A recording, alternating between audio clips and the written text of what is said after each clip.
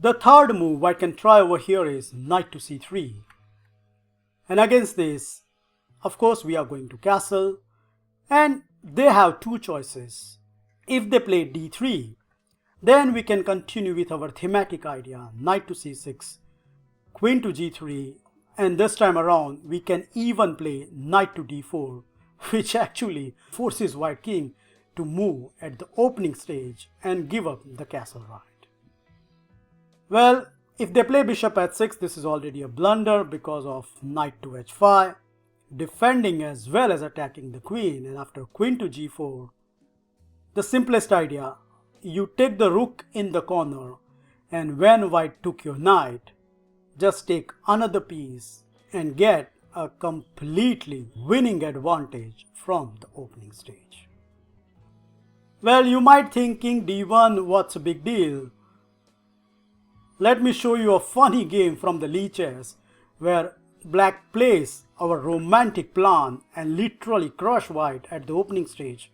First d5, white respond with e5, and here comes knight g4. And probably white is unaware of this threat, so he played h3 only to find the root shock.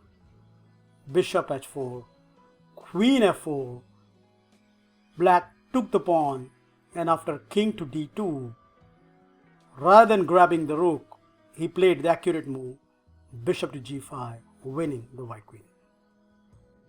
Well, the second move white can try over here is bishop to c4, keeping that bishop outside the pawn chain.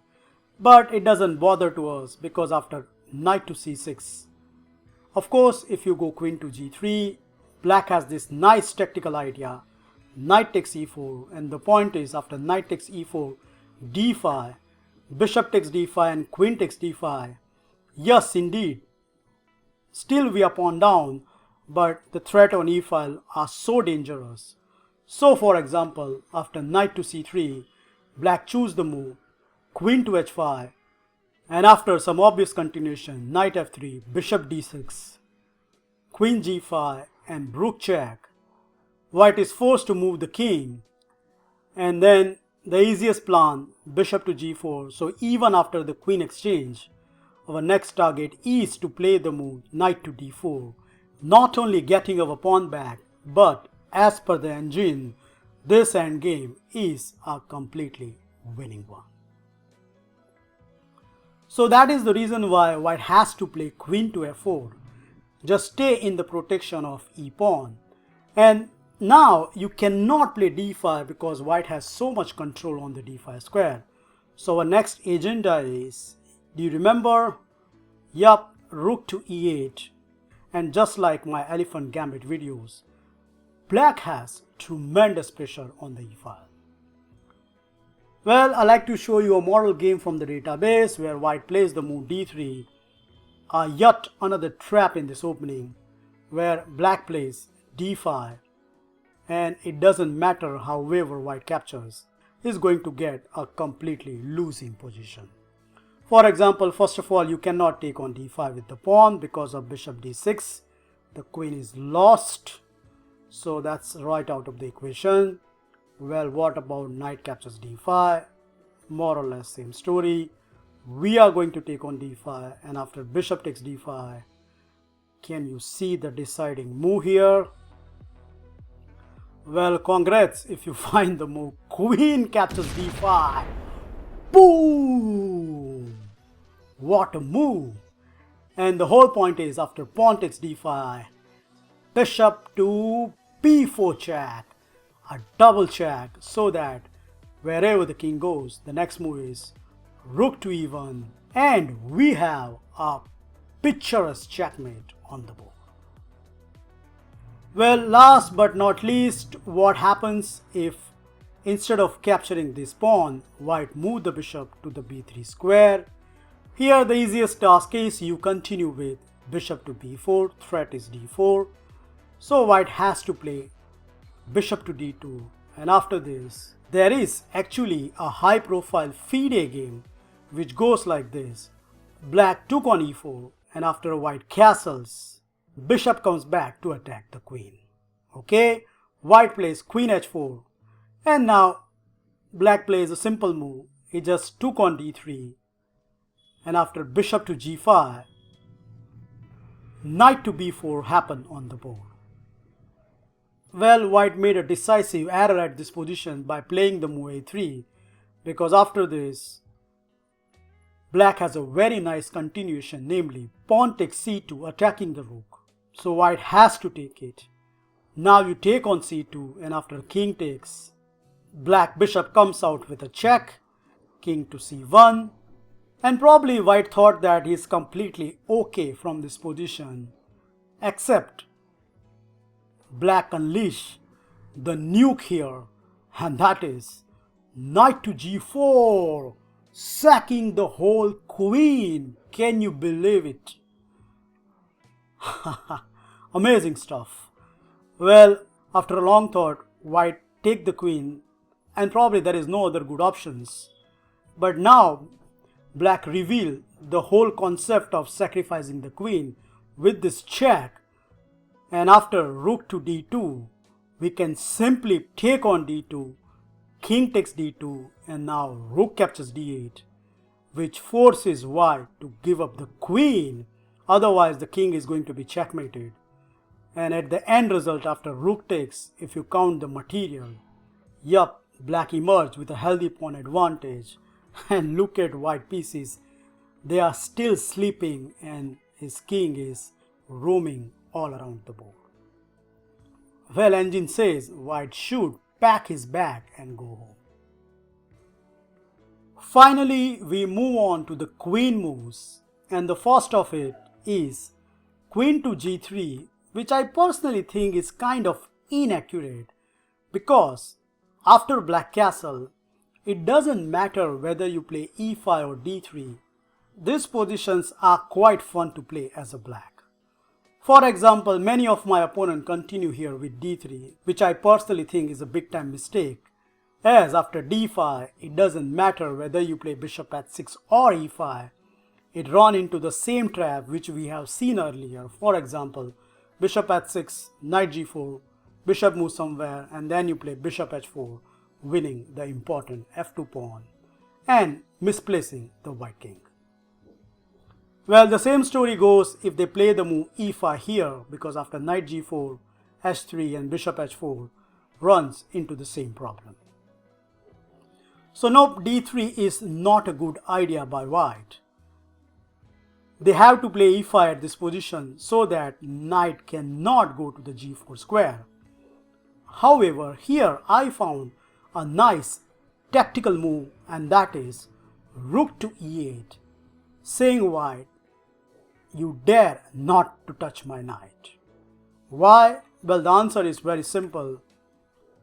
You play bishop d6 and winning the white queen. So that is right out of the equation. That means white has to support this pawn with d4. But after this, one of my recent game shows how powerful this position is for the black. I started to undermine the white pawn chain with c5, and after c3, just capture on d4, then attack it, and when white defended, bishop b4. Of course, you cannot play knight c3 because of knight to e4. So in the game, white choose the move bishop to d2. But after d6, my opponent come up with bishop to b5. So his idea is pretty clear. He wants to take this knight and then take the bishop and get a piece advantage. But can you believe this is exactly falling into my preparation, as I just sacked the piece with pawn takes e5.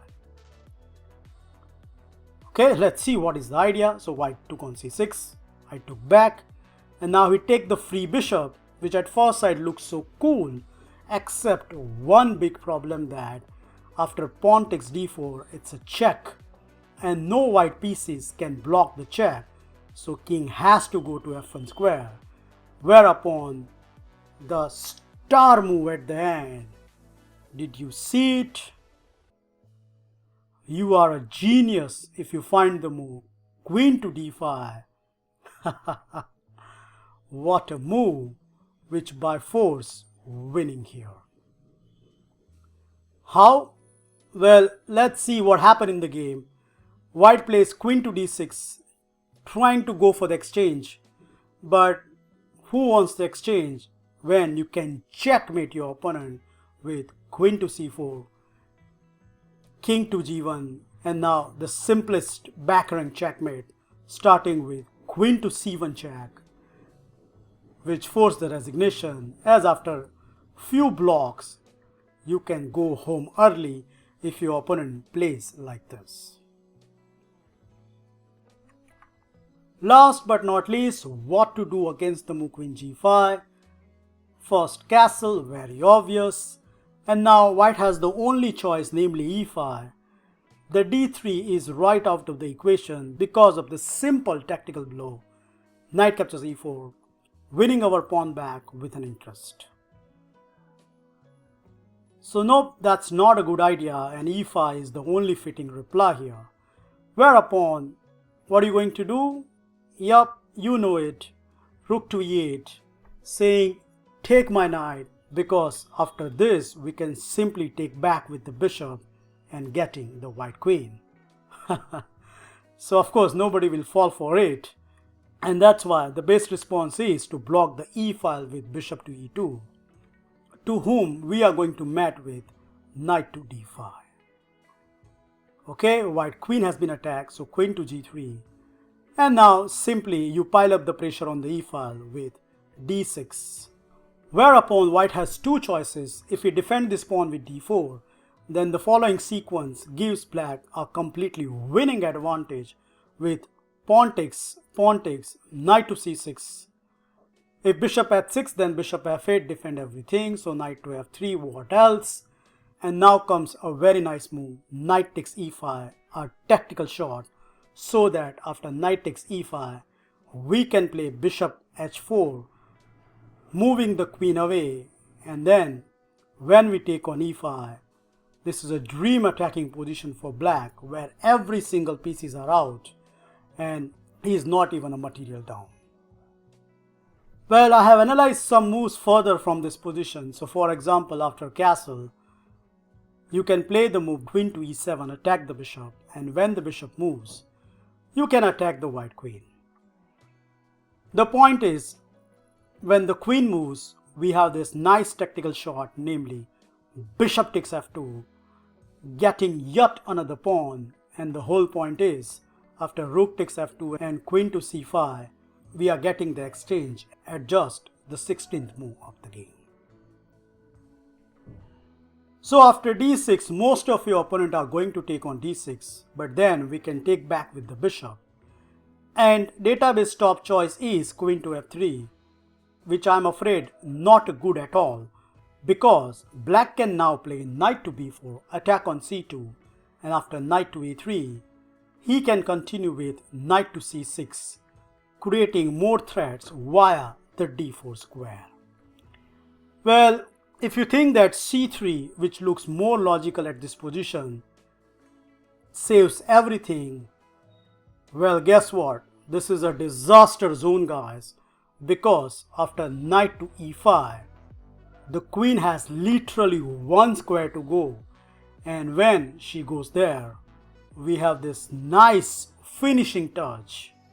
Did you spot it? Well, congratulations if you find this sequence, and that is bishop to g4.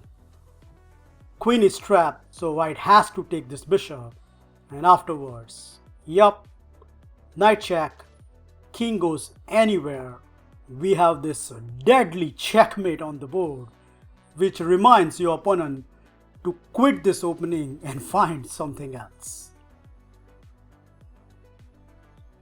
Well, that's it, guys. I hope that you enjoy and learn this wonderful Kiddie counter gambit, starting with knight to f6, allowing white to take the pawn, but in return, when we play bishop e7 and a quick castle, for a one pawn, black get a tremendous fun and attack on the white king, something which we are all looking for it, and especially a disrespectful opening like early queen attack.